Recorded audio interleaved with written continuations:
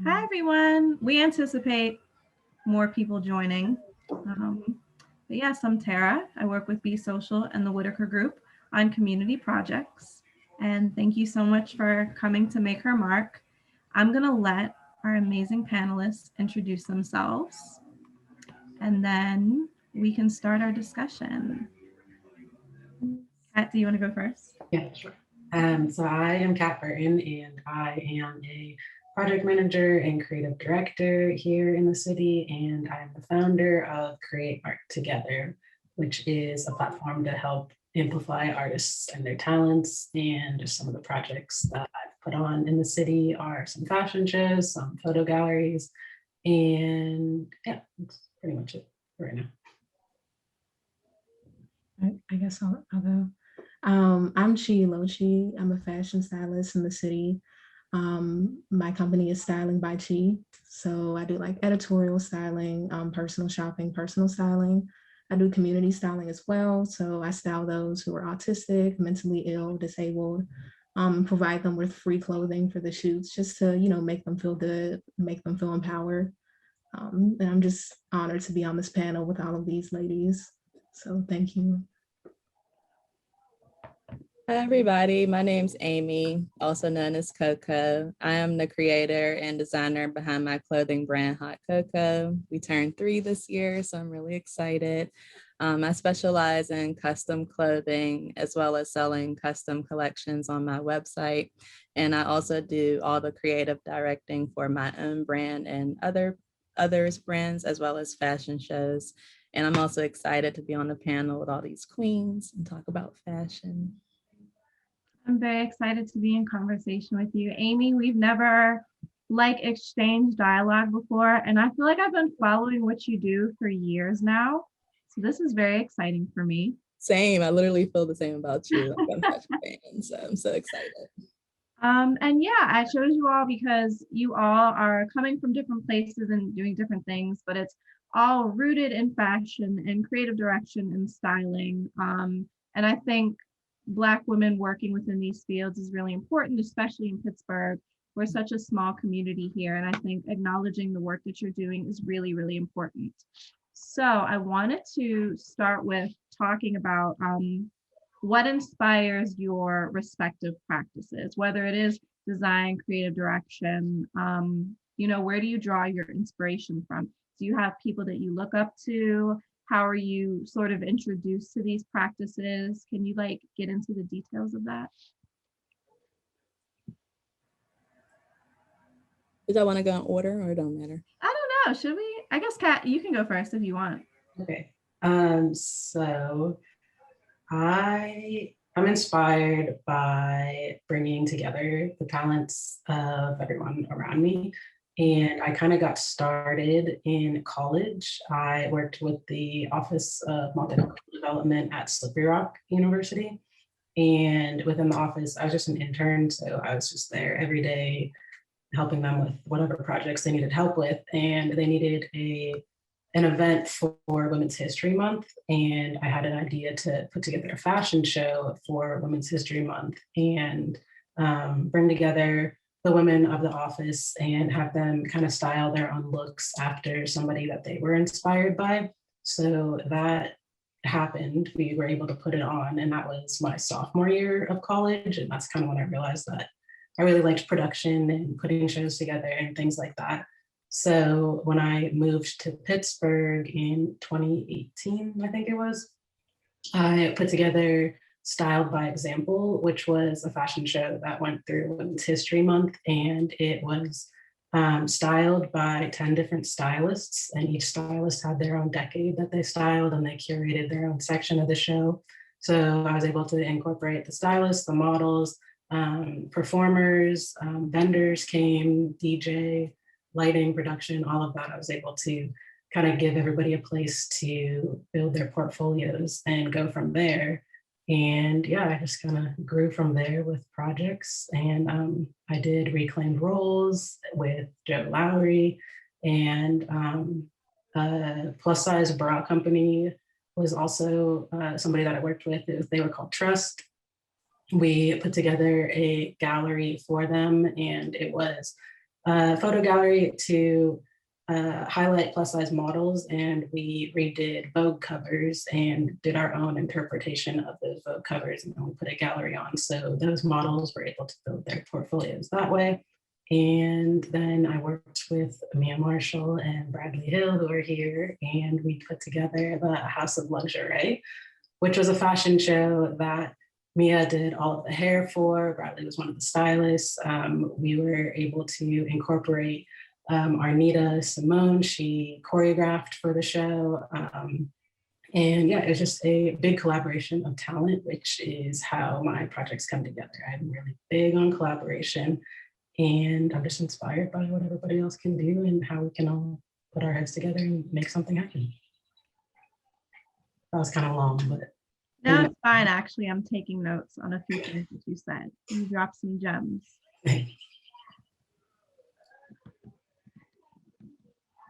So you guys don't have to wait for me. Chi, do you want to go next? Am I muted? Can you guys hear me? Yeah. Okay. I think the biggest inspiration for me, styling, I didn't really expect much. I've always been kind of like an introverted, kind of to myself person. So styling was like a way for me to express myself. And I had battles with mental health. So I would have days of just like wearing sweats and just dark clothing. And then one day I decided to switch it up. I was like, okay, let me wear a bright color. Let me wear something bold. Let me kind of create a story with clothing for who I will be in the future. And it just kind of clicked. And I was like, okay, I think I'm good at this. You know, my friends are like, okay, you have something here. So I decided to pursue it. But oftentimes the biggest struggle for me, especially in the industry as a Black woman, I'm not really seeing stories, can you say, in fashion told in a positive light, or they don't represent us well. And I was like, okay, it's one thing to style yourself, but I want to be able to tell stories for us in a different way, stories that empower us, that show us beyond our trauma and all of our pain. So that was the biggest inspiration for me, just a new storytelling, a new light for Black, brown, non-binary, all of us, because we deserve that. I'm not seeing it, and kind of pisses me off, to be honest. So I was like, why wait when I can just do it myself? You know what I mean? Or I can connect with other creatives that are doing the same thing, that look like me, to give us some sort of hope, you know? So that's my thing. Oh, I'm inspired by so many things, but I guess I could start with, I always wanted to design since I was a kid. When I was probably like 7 years old, I told my mom, you know how there's like salsa dance contests on TV, like people are like fast dancing. I told my mom I wanted to be a salsa dance costume creator. And she was like, I don't even know what that means, but okay. And then fast forward, I ended up going to Kappa for costume design as well as fashion design. And I felt like that kind of set the tone for how I create to this day. Because when I went to Kappa as a fashion designer there, you were ultimately responsible for making the costumes for the theater department.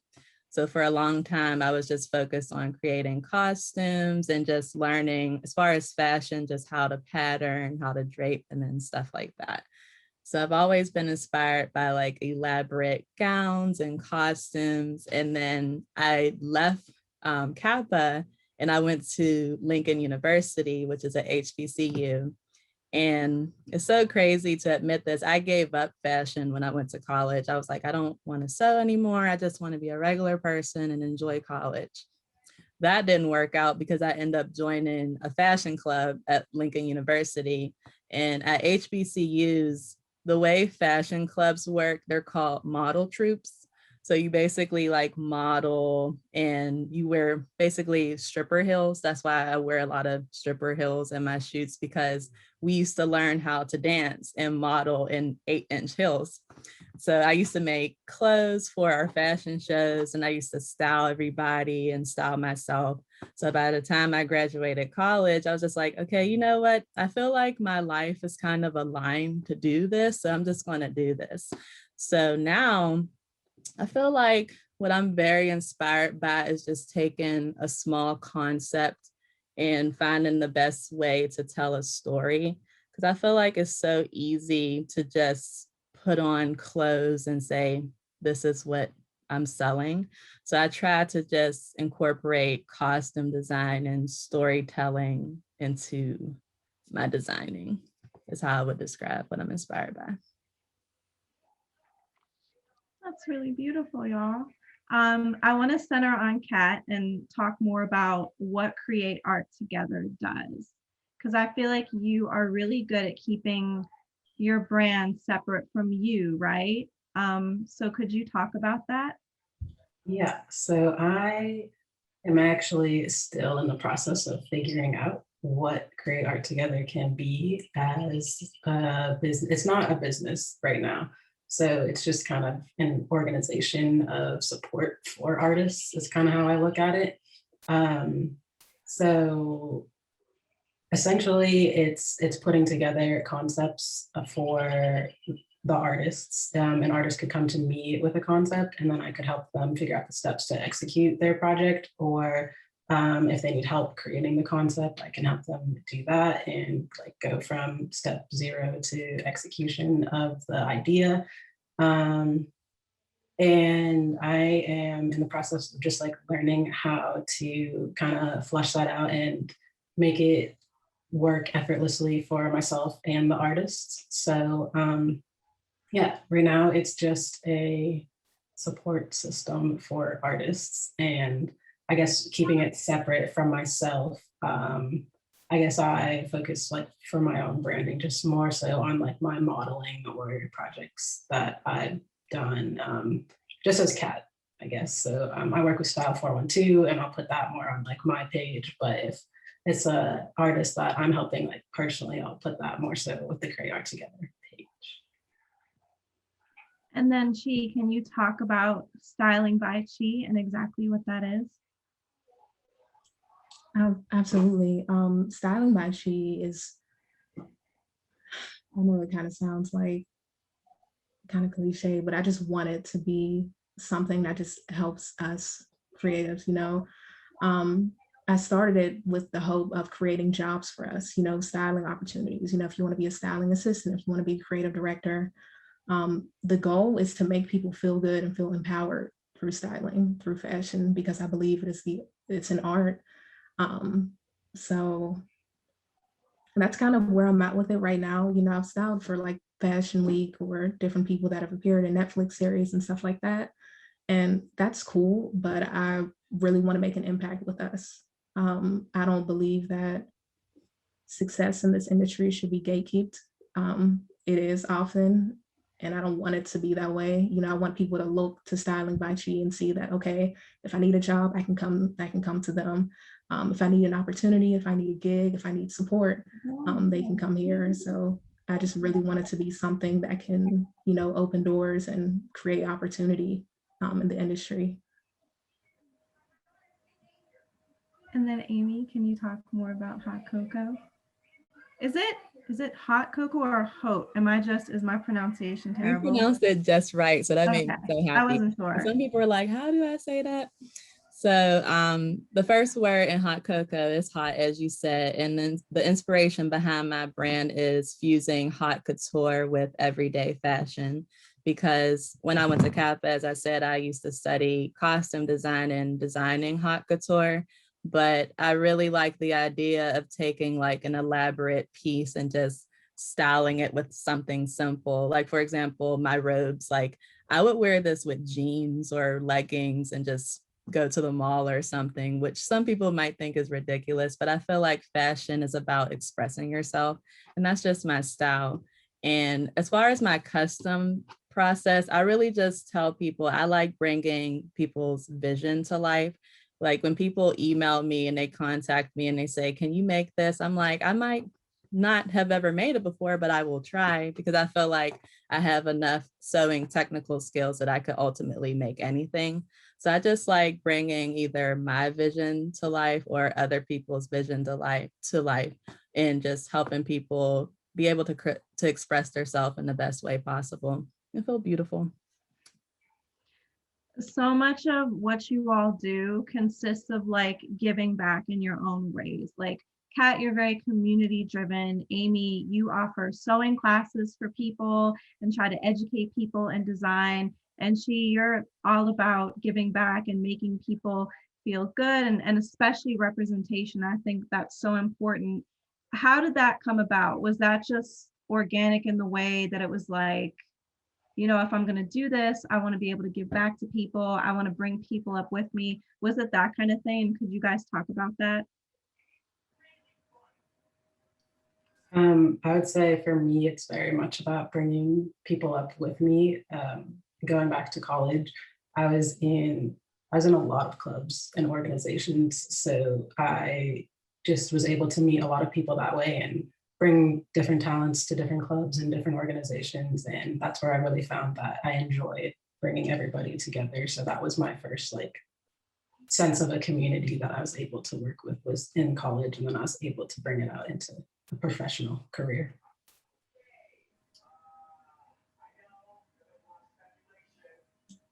I'm with Kat. It's definitely about bringing people up with me, and being, at different fashion shows, different events. I hate being the only Black person in the room. If I'm the only Black creative in the room, I shouldn't be in it. So if I have the opportunity or the resources to bring somebody along with me, I'm gonna do it every time.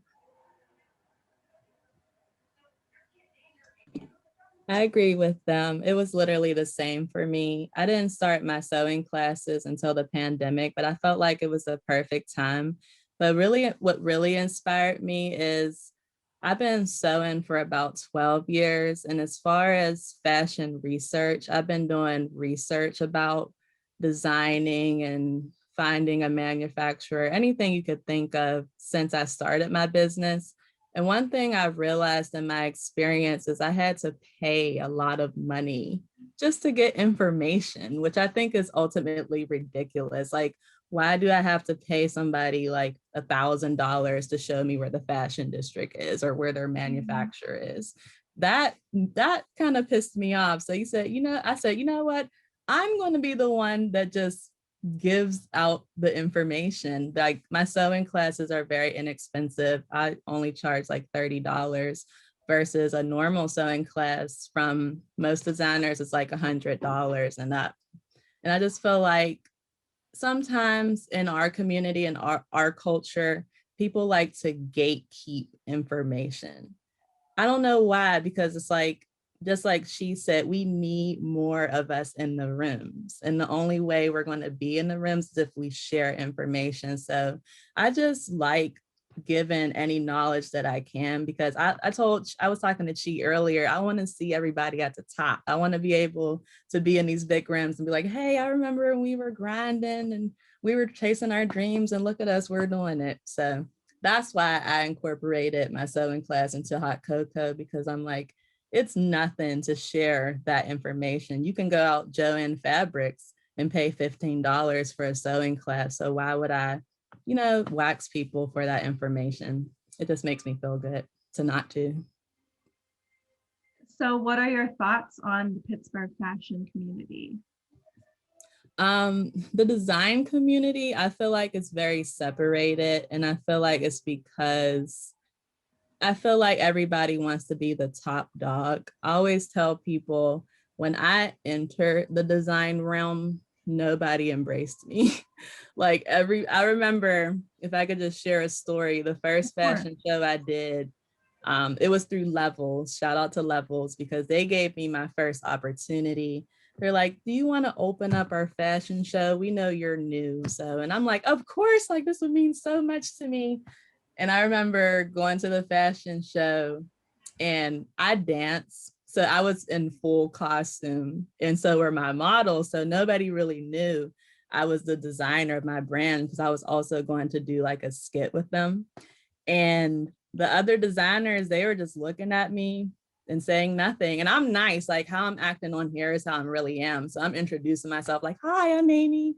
Nice to meet you. And they're just like, okay. And I'm just like, why is this like this? I couldn't understand. But fast forward, we did the skit, we killed it. Like a lot of people in Pittsburgh, they don't do like voguing and skits and stuff like that. So we vogued, we were death dropping, and all that stuff. And we tore it up. And that's when, after the fact, people were like, oh, she's like serious. And I'm just like, it shouldn't have took that for y'all to like embrace me. Like, I'm like a baby to y'all. Like, we should just be like, oh, you try and do what I do?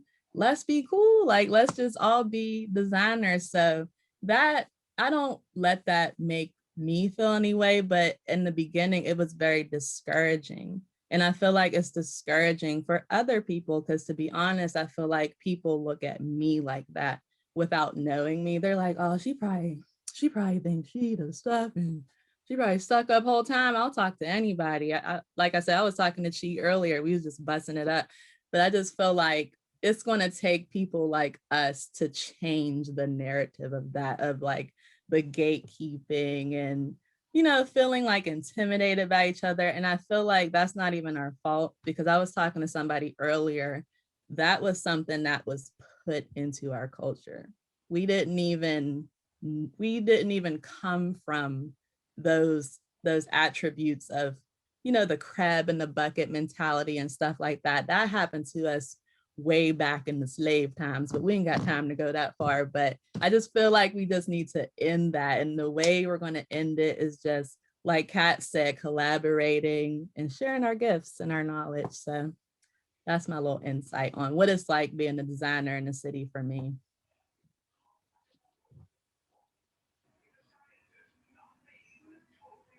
I don't want to pick on anyone. I'll go. Like Coco said, I think there's more competition than collaboration. The way I see it, I remember being in this the last time, and Bradley was on the panel, and Bradley had said, you know, we all style in different ways. We may all have the same gift, but we all use it in different ways, you know. So I'm looking up to Bradley, I'm looking up to Martell, who's incredible, who captures Black women in incredible light. Cat, incredible styling. Alicia, I hope I'm not saying her name wrong. She styled before one too, but I feel like I pronounced her name all wrong. Brooke, style for good. It's like I'm always looking. I'm like, this person is dope. Like, I would have never thought to style something that way. I would have never thought to, you know, put those pieces, those colors, those patterns. And I just wish that you see in other cities so much community. You know, you'll go to Atlanta, there's like three, I don't listen. They got a lot of dancers, but everybody's dancing in a different way. You go to New York, there's so many models, there's so many designers, there's so many photographers, but they all have a different skill. And I just think to myself, which is like, imagine where we would be if we stopped looking at it as a competition or being like the best or whatever the case is, you know, because that doesn't really matter. It's just, you can make so many, it's just disappointing. It really goes back to like to slavery, you know what I mean? It's just, we gatekeep, or we work so hard and we don't tell anybody how we got there, and we'll be in these rooms and we're the only Black person and we feel like we're doing something, even though there's somebody else who's like, hey, how did you get that job? You know, like, can you connect me? You got to work the way I did. Why?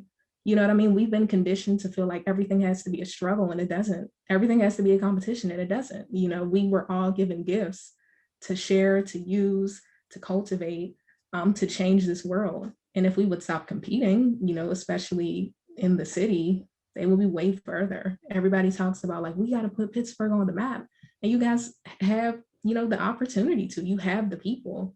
You just got to let that ego and pride go.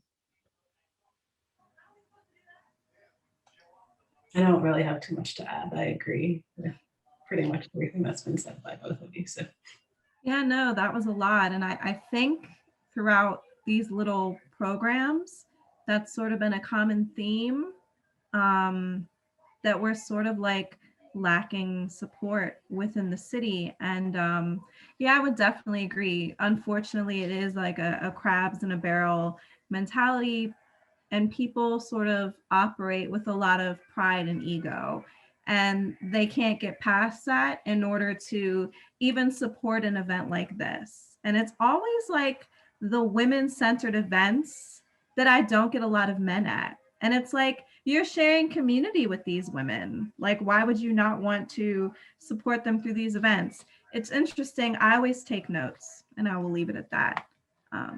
But since we did get into this discussion, what does community mean to all of you?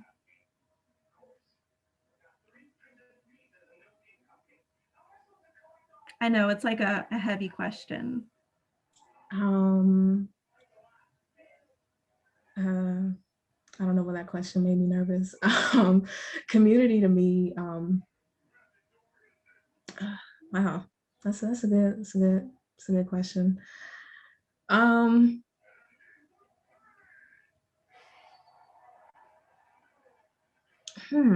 That's a good question. I kind of feel like it just means, wow, you got me.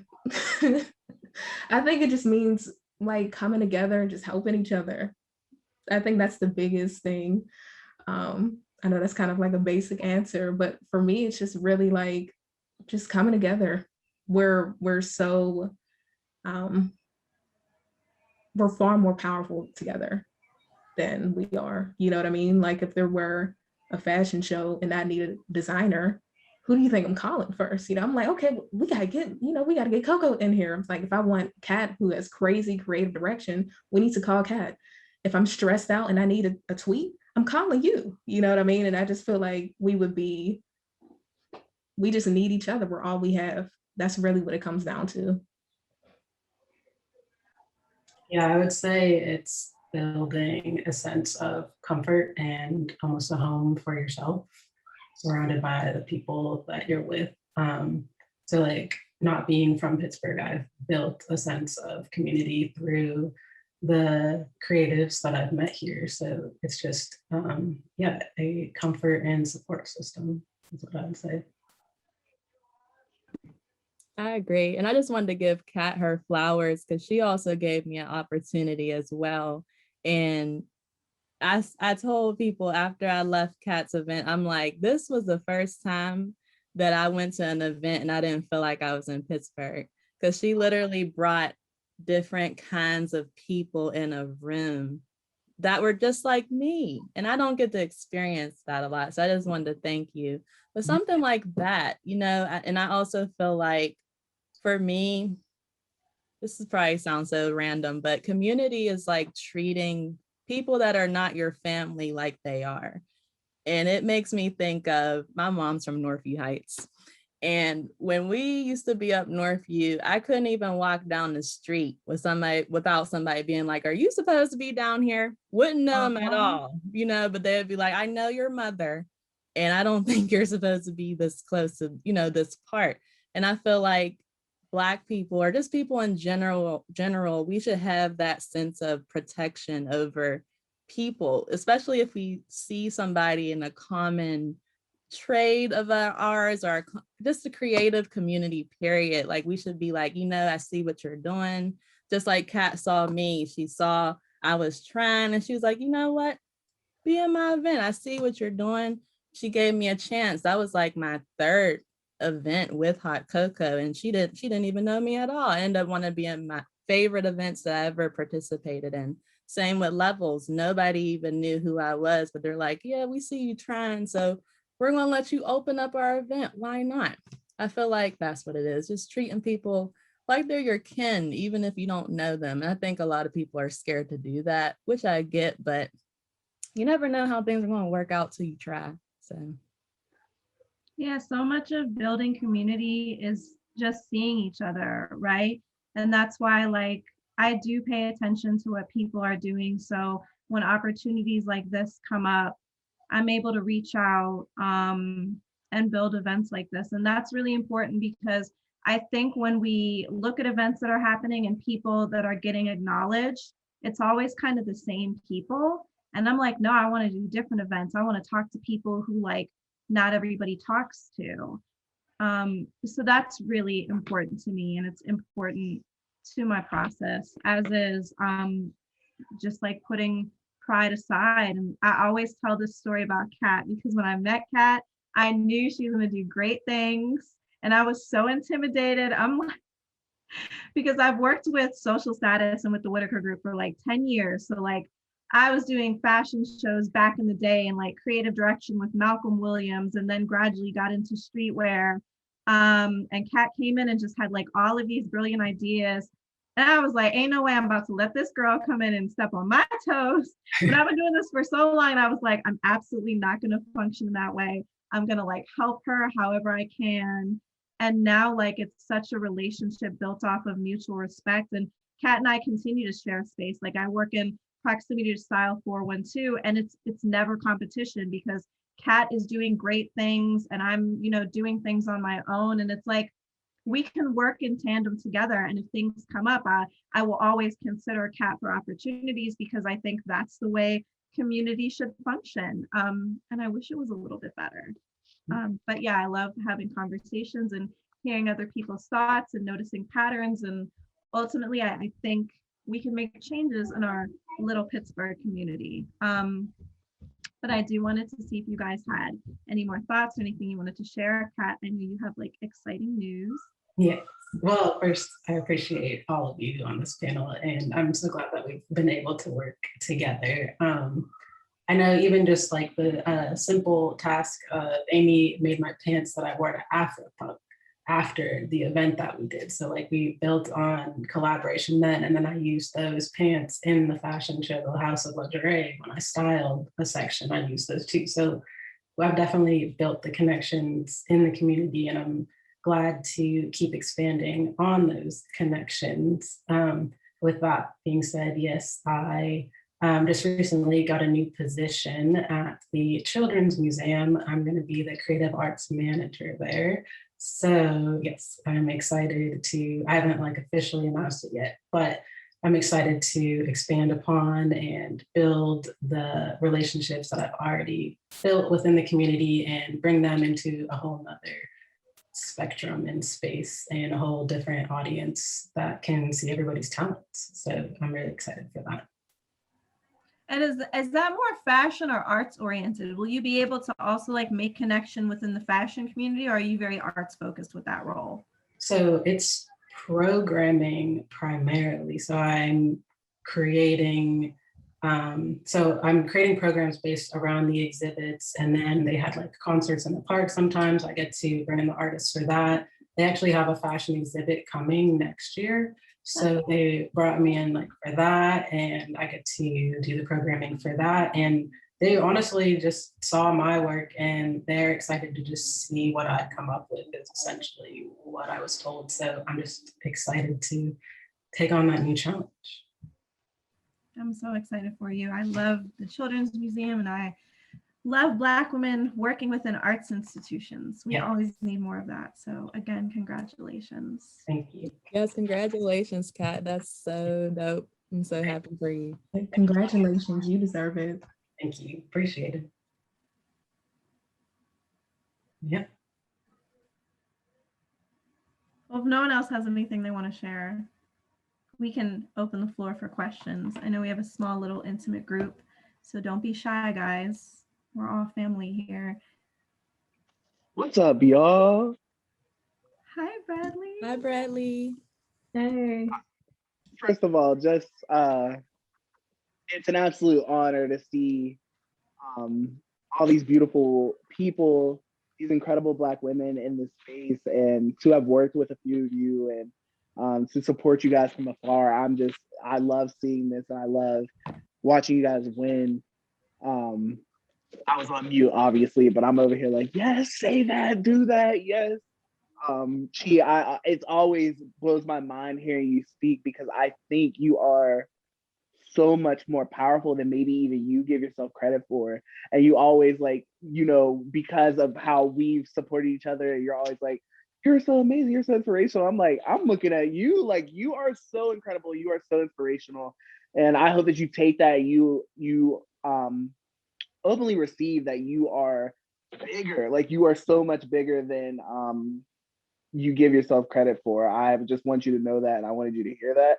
One of the questions that I had was, you guys are all operating similar spaces, and we obviously know like the plight of Black women in Pittsburgh is tough, but there's just been a lot of recent discussion on social media around like the colorism aspect of how certain Black women are received in the city. and in the work that they do. So I was wondering how you all navigate these spaces, especially, you know, Kat, Tara as lighter skinned women, Amy as brown skinned or darker skinned women. Like, what does that look like? How are you advocating for other women? How are you navigating these spaces?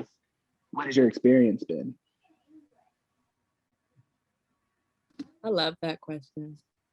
That's a good question. For me personally, we're both on Twitter, so we both been seeing the debate go around. And one thing I've been thinking, but I have to be careful on Twitter because, as y'all know, I got a little following. So every time I say something, it blows up. But I did want to speak on it. And I just feel like people should acknowledge how people feel. I feel like when people speak on it, when I seen people speaking on it, it was kind of people were like, shh, stop talking about that. That's not true. And I feel like everybody's entitled to feel how they feel. And if that's something they're observing, you know, don't discredit them for feeling like that. Me personally, I always felt like Pittsburgh highlights lighter skinned women. That's just how I've always felt, but I've never let it affect my confidence because, as random as this sounds, my dad's light skin and my mom's dark skin. So I never even grew up, you know, I grew up taught to be confident in the way that I look, in that my color is just skin. So I never really went one way or the other way. But one thing I do for my clothing brand is I try to show all variety of shades from the lightest to the darkest, because I never want someone to look at my photo shoots or like when I do group shoots and be like, feel how I feel when I observe certain things, like, wow, she has a bunch of light-skinned women in her shoot. Why is that? I never want somebody to feel like that. So I just feel like, people should be more receptive of the criticism. You know, don't say, why are you saying that? That's not true. If someone's saying, you know, it would really make me happier to see a brown skin and a dark skinned girl that work at Rumors. I would really like to see that. That doesn't mean that they're trying to offend your business or come at you or shade you. It's just representation. Representation matters. And I wish people weren't so offended when we try to have this conversation. And I do try to incorporate in the way I do things. So those conversations wind up being so reductive, especially because I think the most recent one on Pittsburgh social media has been about the bottle girls. yes. And it's like the people that argue against it are like, well, at least we have Black women working in these establishments. Okay, but these women do not represent all Black women. They represent light-skinned Black women. And like, that is a problem. Pittsburgh has a very interesting and nuanced relationship with colorism. So on my own, I do my best to acknowledge my own privilege and bring up as many people as I can, because I don't want someone like me to be the sole representative or the primary representative of, you know, the Pittsburgh arts community. We have a thriving arts community here. We have incredible creatives here. And I don't want to take up too much space.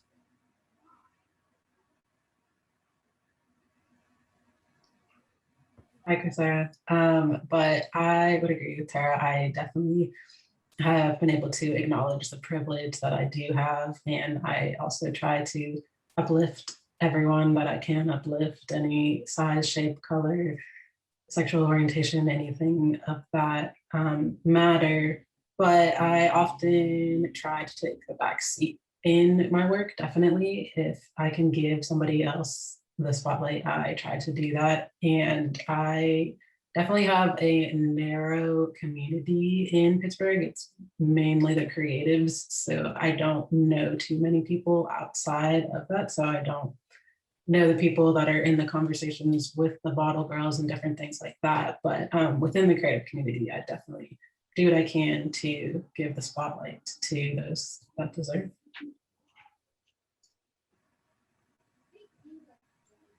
Thank you, Bradley. You kind of almost made me emotional on the call. I'm just going to start there. I will say the bar is kind of on the floor in the sense where they say, well, it's like, well, I mean, it's like, well, she's Black, and it's like, oh, all right, you know, that's cute. I don't ever want anyone to look at my work and feel like they can't see themselves in that picture. You know what I mean? How I said about storytelling, I want you to be able to see how you fit in this story. So it's that's like standard for me to make sure that women, men, regardless of your sexual orientation, whatever, that you feel represented.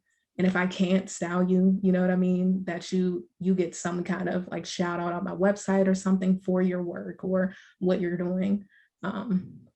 It's just weird. I'm not like on Twitter that much. I typically go on there for like memes and then I'll just hop off. But I just think it's like corny because it's like, how old are we?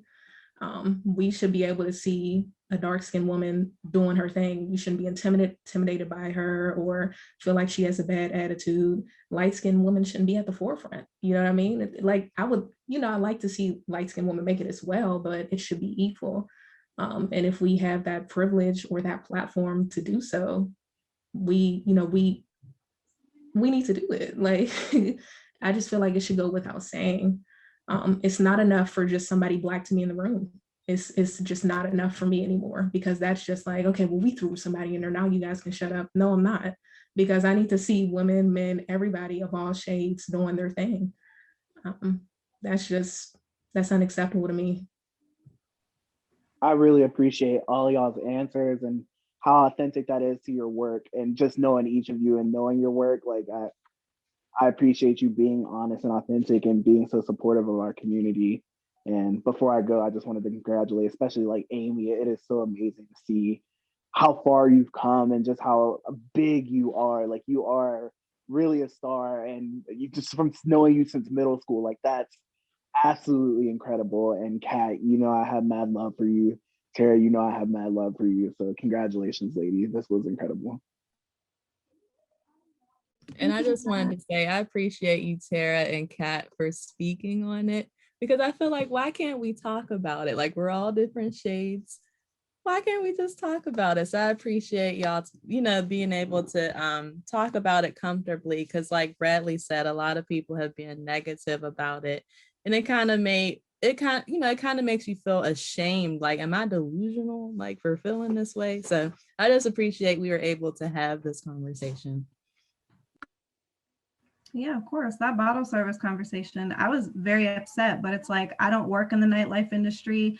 I can't really speak on it, but I do know that some of these newer clubs are in fact owned by white people. And the fact that y'all have, like, I don't care who's doing the hiring, optically, it does not look good. And it's amazing that we have like these new spaces in the city, but also there just needs to be more intention as far as who we have like representing these spaces.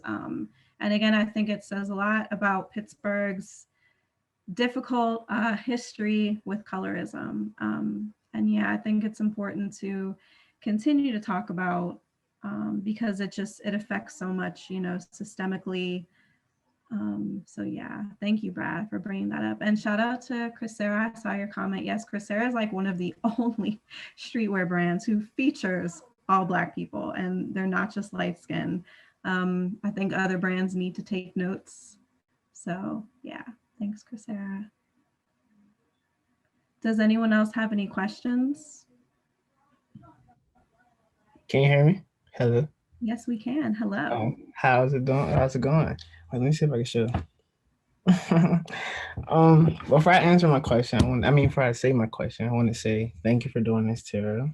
It's very wonderful. Shout out all the beautiful Black women in here. I look up to every single one of you. I promise I do. And my question is, how do you women feel on the men who design clothes? How they aren't in these conversations and like collabing with women? That's kind of like, that's my question. That's a good question. I feel like we're so separated, just like Tara was saying, it like the women, we come together, at least we try to, and we acknowledge each other. And the men, it's like they separate themselves. And I feel like it's what Tara was saying earlier. They feel like because they're men, they don't have to support women. And I don't know why that is. I don't know why that is, because just like she was saying earlier, Pittsburgh will go farther if we do this and just stick together. I'll use Philly for an example. It's not just Milano. Like Milano acknowledges the smaller designers, and the smaller designers acknowledge her. And they're like, we Philly, gang, and all that there. And that's why you see Milano posting designers that you never even heard of. And you're like, oh, I want to check them out. I just feel like it's part of that issue we were talking about earlier, especially for the design community. A lot of people want to be to themselves when we really should be like family. So I think that's my perspective of it.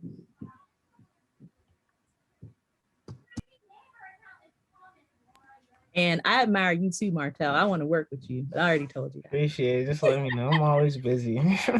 Martell always supports the women. I don't think there's been a women-focused event that he has missed. And similarly to Crisera, more people should follow Martell's example.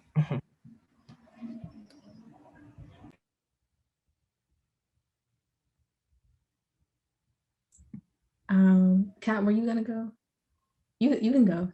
I don't know if I have like an answer or a reason or anything of that matter, but I definitely acknowledge that it is a problem, I guess you could say, that does happen in the city. So I appreciate just the thought of thinking about why, but it does happen.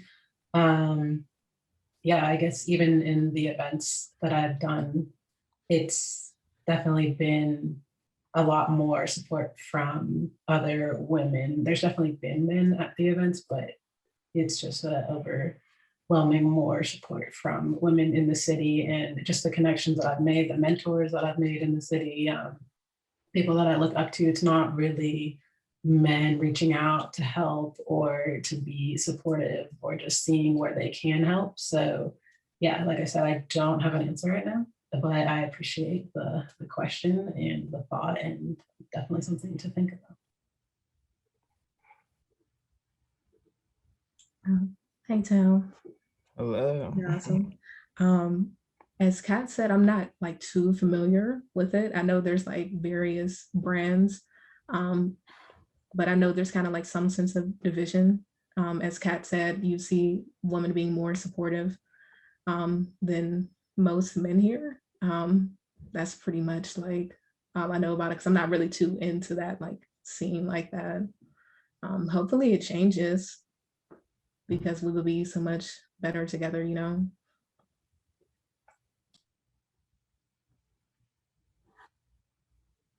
And shout out to you, Martell, and your brand. I wear my dedicated to this art shit like creative shit like every day. I accidentally wore it to go get vaccinated, and it was at church. Funny story.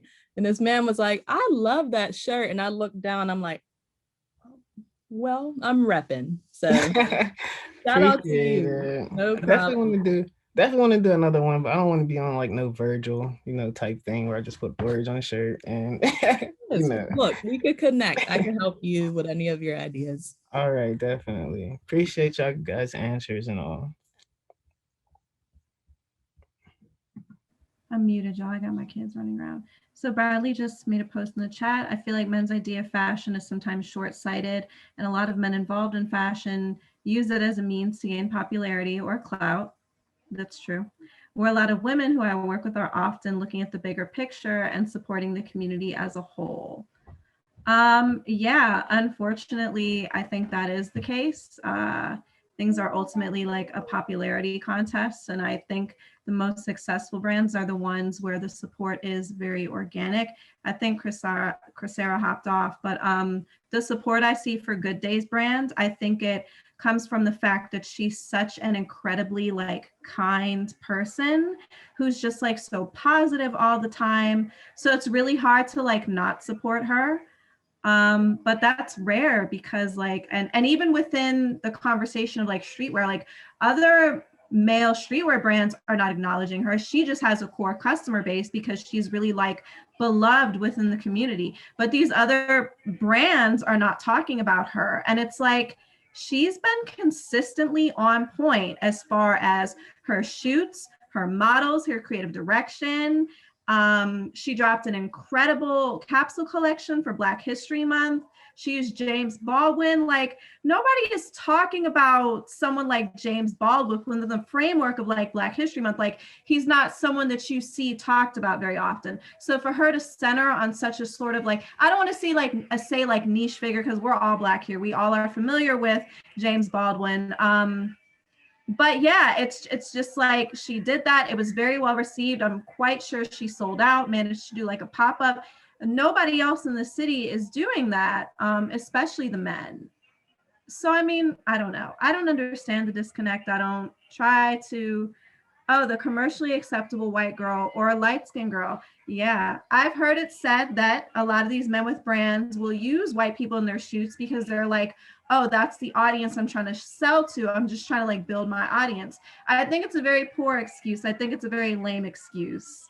White people are going to buy anything that is appealing to Black people. Like, that's how it works. You don't have to put a white person in your shoot and then try to justify it in that capacity. It's very weak. I'm glad so many women are like calling that sort of thing out. And I know women personally who have refused to support these brands because it's like, I'm not going to buy something that I see white people modeling. And I feel the same. That is why you don't see me in certain brands. So yeah, these are all very relevant points. And I think it's important in the context of fashion. A lot of these men also, they need stylists. I don't know why they're not contacting She, because y'all little jeans and, you know, designer shirt, it's not a look, it's not serving, it's not giving. I'm not impressed. So yeah, I wish a lot of people were on this call, but you know. Yeah, he was preaching. I'm up here like, I agree with everything you just said. Someone literally asked me that. They're like, when are you gonna, it was like a clubhouse conversation. That's why I don't get on there no more. But they're like, you need to put white people and other ethnicities in your brand and really take it to the top. No, that's not how that works. It's not how I agree with what she said. I'm trying to have people look at Coco and be like, I see me in that. I feel like I see someone that represents me in that. So I want to wear that. And I wanted to say it, but I didn't want to be mean. Other than Martell and Crescera, I don't know any other male brands that I see really putting on and being creative, like you said, behind it. And it's because a lot of people start stuff just to say they started something instead of storytelling. Storytelling is so important to me, just saying. Yes, Anastasia, it is boring. Yes, Bradley. It's not giving. It's not giving what they think it's giving. But if we were able to have these conversations more broadly, I think we would see growth within the community and things would improve. But I don't know, people are very insistent on this separatism, so it kind of is what it is. But I'm glad we can have these conversations. At least we know better. But I think that's also the problem, and I'm so sorry to unmute and speak up because I know this is not, but this also comes back to like the respectability of Black women, is that we will, you know, oh, Black women this, Black women that on social media. We have 4 Black women hosting a panel, giving free game, and look who's, you know, like it's frustrating because it is for show, it is for pretend, when you have to put action behind your words. That's one. 2 is that it is clear that you don't respect Black women, because if you did, you would know that at the groundwork, at the framework of creativity, at the foundation of new ideas and new culture, it has always been Black women and femmes who are moving culture ahead. The stuff that you think that you're doing that is innovative and new, Black women and Black femmes have been doing forever. You know, you painted your nail, woo, you know, like you colored your stuff like that. Black women have been doing it. And so you have Black women who are telling you what's it and what's not, and what you're, you know, and the fact I don't work, you can ask anybody.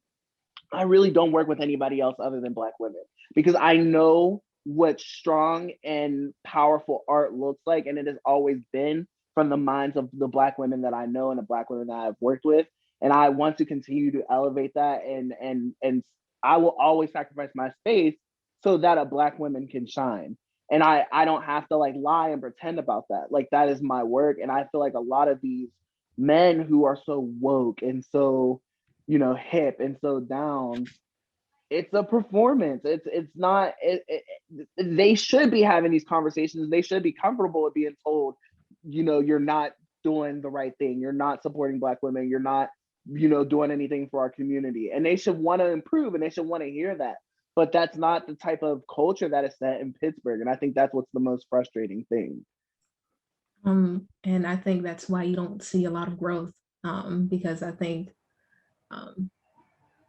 you're an artist, or as you proclaim to be an artist, and you may think, you know, something you've created is a hit, but you need somebody to tell you it's a miss. Sometimes everything you create isn't good, and because of that pride and the ego, people consider constructive criticism as hate, and it's just coming from a genuine place. It's like, no, I'm really trying to help you. So it's hard to grow when no one can tell you anything, you know, and you'll always stay in the same place if you have maybe your friends around or your circle. That's why you don't really ask for artistic advice, at least in my opinion, from friends, because you're my friend. You're not going to, like, let's be real. You might tell me, it's like, well, I mean, I don't really like it like that, but it's nice. You're doing your thing. I need somebody else to be like, hey, okay, you can do this. You can change this. You can alter that. And if you're not looking for that, you know what I mean? If you don't want to hear it, if like, well, I got haters, they hating on me, you know what I mean? You're always going to stay in the same place.